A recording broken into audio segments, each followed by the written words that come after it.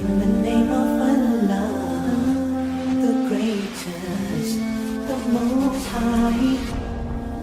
Allah Azza wa Jalla, you are my only one true love.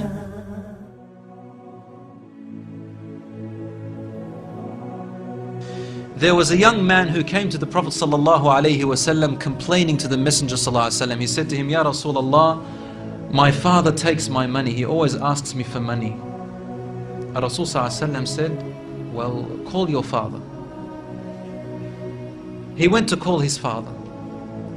Jibreel alayhi salam came to the Prophet ﷺ in that time. And he said to him, Rasulullah, when the father comes to you, ask him, what were you saying in secret on your way here? Father was muttering something which his son couldn't hear. He said, ask him what he was saying.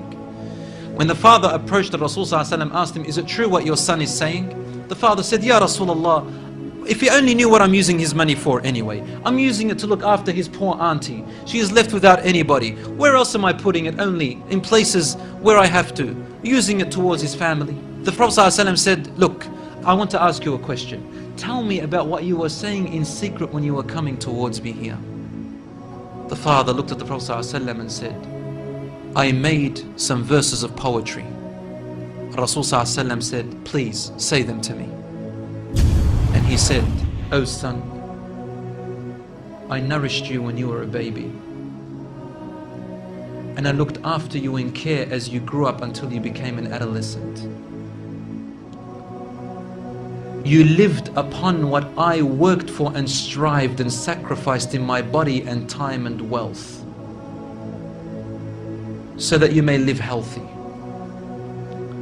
Whenever a night passed you, when you were sick or ill or coughed, I was the first to be up, carrying you and looking upon you with my heart, afraid if an atom or a little breeze would harm you in any way.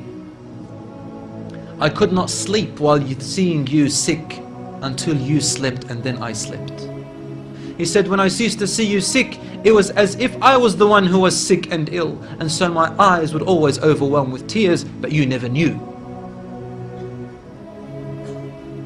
And then he said, and when you finally reached the adulthood, which all my life I was anticipating and looking forward to seeing you become that. I mean, this is all he's doing, right? He's raising him, waiting for the day he's going to get married, the day when he will get his qualifications and finish, the day when he will get his skill, the day when he can stand on his feet, the day when he will rejoice, until you reach the day when I have all my life anticipated in my heart to see you reach and rejoice. You gave me a reward, and your reward was harshness and frowniness and mistreatment, as if I am the one who owes you and you owe me nothing. The way you treated me is like what a neighbor would treat his neighbor. I wish that you even gave me that. Rasul ﷺ, he looked up at the father, and the father looked at him, and the Prophet ﷺ's beard was soaked with tears. From his emotion, Rasul ﷺ grabbed the boy from his chest. He shook him and said to him, you and everything you own belongs to your father. This hadith is narrated in Ibn Majah. Today we see children taking their own parents to court because they took their house or their property. Allahu Akbar.